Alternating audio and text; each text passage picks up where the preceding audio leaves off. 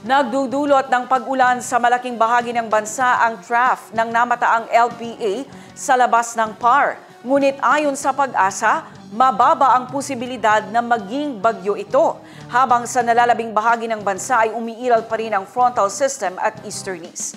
Alamin natin ang ulat panahon mula sa ating iWeather Center.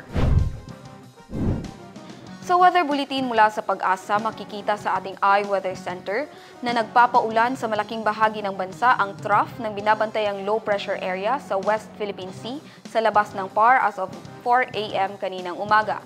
Ayon naman sa Pag-asa, mababa ang posibilidad na maging bagyo ito at papalayo na ng Philippine Area of Responsibility. Patuloy naman ang epekto ng frontal system na nagdudulot ng pag-ulan sa extreme northern Luzon. Habang sa nalalaming bahagi ng bansa ay nagdadala pa rin ng mainit na panahon ang easterlies.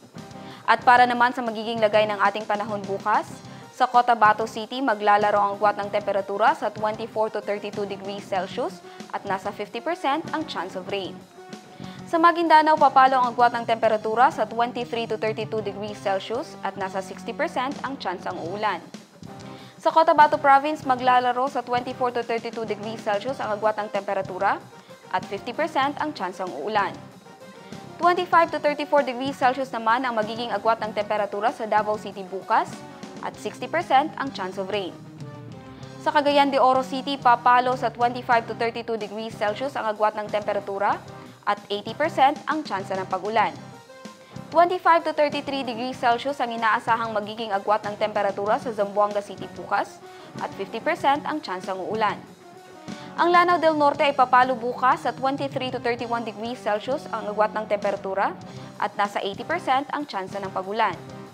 Habang sa Lanao del Sur naman ay makakaranas ng 18 to 25 degrees Celsius ang agwat ng temperatura at nasa 40% ang chance of rain. Ang araw ay sumikat kaninang 5:26 ng umaga at lumubog ng 6:21 ng gabi. At yan ang latest mula sa ating iWeather Center.